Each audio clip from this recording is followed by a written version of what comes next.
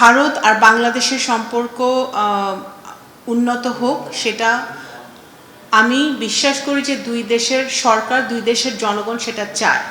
কিন্তু ভারতের মাটিতে বসে স্বৈরাচারী ফ্যাসিবাদী সাজাপ্রাপ্ত আওয়ামী লীগের লোকজন এবং আওয়ামী লীগের প্রধান যদি এই ধরনের ষড়যন্ত্রমূলক কাজকর্ম চালিয়ে যেতে থাকে এবং সেটা যদি ভারত সরকার এখনই বন্ধ না করে, এই মুহূর্তে বন্ধ না করে, তাহলে অবশ্যই সেটা বাংলাদেশের জনগণের জন্য একটা উদ্বেগের জায়গা তৈরি করে। আমরা চাই যে আমাদের সম্পর্ক, কারণ ভারতের সাথে আমাদের অনেক ইস্যু আছে, আমাদের দুই দেশের দ্বিপাক্ষিক অনেক ইস্যু আছে যেগুলো আলোচনার মাধ্যমে, ডায়ালগের মাধ্যমে, বৈঠকের মাধ্যমে সমাধান করতে হবে, সমাধানের প্রয়োজন আছে। সুতরাং অবশ্যই আমরা বসতে চাই, আমরা আলোচনা করতে চাই এবং সেইটার সিদ্ধান্তটা ভারতকে এখন নিতে হবে যে তারা এই স্বৈরাচারী ফ্যাসিবাদী যারা সাজাপ্রাপ্ত তাদের ভারতের মাটিতে তারা প্রথম কথা আশ্রয় নিয়ে আছে এবং তারপরে সেই বক্তব্যগুলো তারা এখনও তারা কন্টিনিউ করতে দিবে কিনা, অ্যালাউ করবে কিনা, সেই সিদ্ধান্তটা ভারতকে নিতে হবে। বসুন্ধরা টিস্যু, অসত্যতার বিরুদ্ধে এক বিন্দুও ছাড় নয়। দ্বিতীয় প্রশ্ন হচ্ছে যে ব্রিক্সে যাওয়ার ব্যাপারটা, যোগদানের ব্যাপারটা।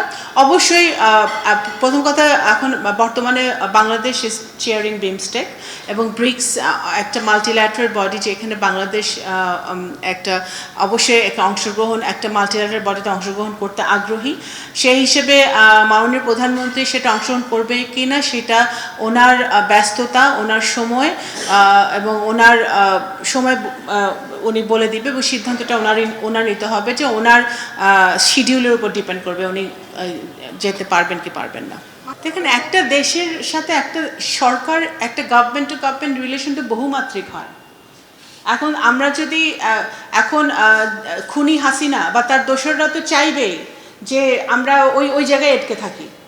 তা আমরা তো, বাংলাদেশ তো একটা জায়গায় আটকে থাকতে পারে না। একটা দেশের সাথে একটা দেশের বহুমাত্রিক সম্পর্ক, আমি আগেই বলেছি, কিন্তু তাদের সাথে আমাদের অনেক ডায়ালগ, ভারতের সাথে আমাদের অনেক ডায়ালগ হওয়ার প্রয়োজন, অনেক আলোচনার প্রয়োজন আছে। আমাদের বিভিন্ন ইস্যু আছে, আমাদের এনার্জি নিয়ে আমাদের কোঅপারেশন আছে, আমাদের পানি নিয়ে ওদের সাথে বিরাট ইস্যু আছে, বর্ডার নিয়ে ইস্যু আছে। তো এগুলো তো আলোচনার মাধ্যমে সমাধান করতে হবে। এখানে 24 ঘন্টা 36 ঘন্টার ব্যাপার নয়। এই আলোচনাগুলো চলবে, এই ডায়ালগগুলো চলবে, কিন্তু ওইটাও তো একটা বার্নিং ইস্যু, যেটা জুলাই যোদ্ধাদের কে আহত করে, যেটা জুলাই যোদ্ধাদের পরিবারদেরকে আহত করে, যেটা বাংলাদেশের জনগণের সেন্টিমেন্টকে আঘাত করে, যেটা বাংলাদেশের 17 কোটি গণতন্ত্রকামী মানুষ যারা যুদ্ধ করেছে, প্রাণ দিয়েছে, রক্ত দিয়েছে, তাদেরকে আহত করে।